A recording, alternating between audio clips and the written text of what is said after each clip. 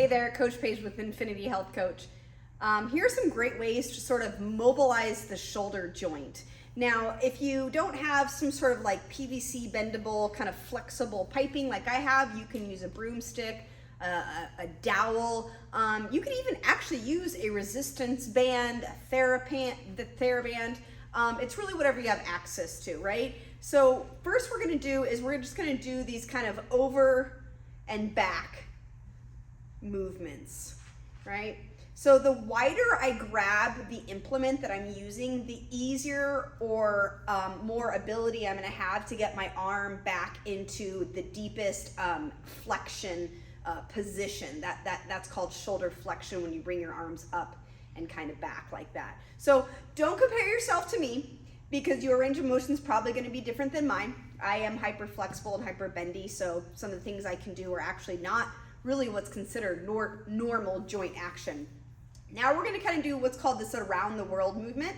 So now we're not just bringing the stick or implement overhead, but we're starting to create a sideways based movement. So right now I'm going to the left about 5 times, and then I'll go to the right about 5 times.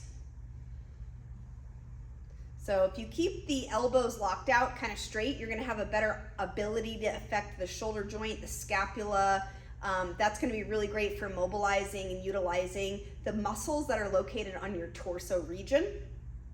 If you have to have a little bit of a bend in the elbows, that's totally fine. Another great movement we can do is putting the stick behind us with the palms facing forward. So in this case, towards the camera with the thumbs pointing out to the side. We can now work on trying to go into what's called shoulder extension. So extension is where I actually begin to move the humerus or my upper arm bone backwards in space or behind me. So with this movement, I wanna make sure that I'm not starting to bring my chest down or moving accidentally through the spine as a compensatory pattern. I wanna make sure that I really am isolating my shoulder. Now, we can just simply change this movement by moving the hand into what's called a pronated grip rather than supinated. So now my palm's gonna be facing behind me, and you can tell because my thumb is now going to be pointing inward towards my body. And so now I'm going to have my hands fairly closer to my body, whereas before I was out a little bit wider. Now my hands are in closer, and again I can still work on shoulder extension here. So this is just going to be stretching and activating slightly different muscle groups, but very similar. Okay, another great movement we can do is kind of what's called scrub the back. All right, so if I just take my implement and I have this hand in the top position, palm facing forward with my thumb down, and this hand in the bottom position, my palm is facing outward towards the camera, and now I can just work on making a slightly up and down movement. Okay, hence why it's called scrubbing your back, like as if you had a towel there and you're trying to dry off the skin between the shoulder blades and on the middle of the back.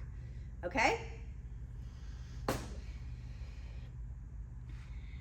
So then we've got just holding the stick straight out in front of us. So again, I want to lock in my elbows, holding the stick right about sternum height, middle of sternum, definitely below my collarbones, and above my belly button. So pretty much the center of the chest. Now from here, I can practice just reaching my arms forward and then trying to pull my arms back. So essentially what's happening is I'm pushing forward and then I'm pulling back, or again, without breaking at the elbow, so no bending at the elbow, but keeping the elbow locked, I'm pinching my shoulder blades together, and then I'm stretching and pulling my shoulder blades apart. So this movement is actually what's called retraction and protraction, where the shoulder blades themselves are actually moving kind of around the rib cage. So it feels like what's called a push, pull base movement, just like that. So it's just forwards and backwards. So we're just moving on this horizontal plane. So there you have it. There's some really great movements that you can do simply with a stick dowel or even a resistance band to warm up your shoulders. If you have any questions, be sure to send me a direct message.